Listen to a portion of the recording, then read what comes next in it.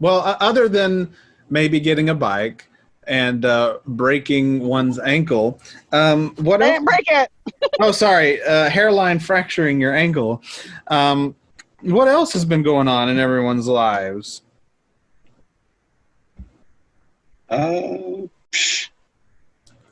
Getting over COVID, which was nice. Which is nice. So you're 100% over, right? I mean, I was only symptomatic for 3 or 4 days, but I'm officially past like the period where I have to wear a mask around people. So Right. Yeah, because that's what you should learn from that. Well, I guess I'm past the period where I'm potentially still contagious. Right. Yeah. That's the better. Yeah. There's still some positivity to take away from this, Sheila. Mm-hmm. Sure. It's like we don't learn our lessons. We don't. That's what that sounds Yeah, like. there is that. I'm assuming we should probably start like donning our masks again. Although I was a little more relaxed with mine over the last few months since our COVID numbers went so low. But since there's like a wave that's projected to hit the south, since our states are doing like the least amount to combat COVID, so I'm assuming like mask wearing should probably be a thing, at least in the summer months, if we start to see like a real rise in cases again. Here's the thing. I'm with you, and people like us would do that, but you're never going to convince the populace to go back to doing that. I'm already wearing my mask. Yeah. I mean, you're never going to convince everybody to do that. Well, let them die. Now, you can convince them to watch clown porn. Maybe. But other than that, I don't think you'd convince them to get a mask on. They'll wear a mask at Halloween. See, we missed 2 opportunities. 3. No, just 2 still.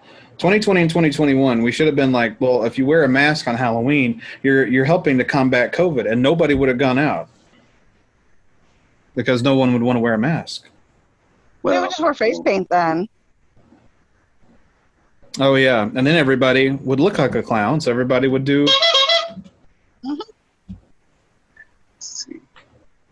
Oh, I guess something interesting happened at work. One of my managers who's been there for like 38 years. Wait. Before you even start...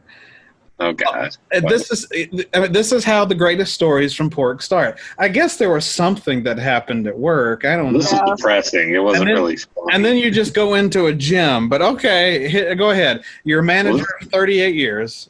Yes, he's 38 years. One of the nicest people I've ever met. To celebrate his 38 years with the company, corporate gave him a cookie cake. No check, no money, just a card and a cookie cake. Oh, and it was one of those cookie cakes where like you have the option to decorate the middle and like, you know, say like congratulations or whatever on the center. They didn't even bother to put any writing on it. They just gave him a blank cookie cake. Oh, that's awful. Yes, it's very awful. It's very awful. What? Sorry, you were cutting out. What'd you say, Sheila? That's the high five of like 10-year work for a company. Yeah, one of my coworkers, he was super mad about it. He went up to one of the other managers. He's like, "Are you going to stay for your cookie cake?" He said a lot of other not safe for airtime things too, but that was probably the radio friendly thing he said. I don't mean to laugh because it's not funny. It's the worst thing ever, but my God. I think it's very high fivey. Like, oh, if you had, oh God, this is how capitalism works, folks. This is how they appreciate you. I'm air quoting.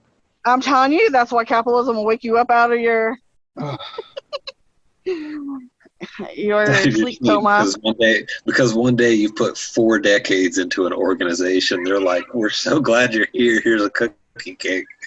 Mm-hmm. If he reaches his 40th, maybe when he reaches his 40th milestone, they'll put some words in the middle of the cake. Maybe we can only hope. We can only Maybe hope. candles.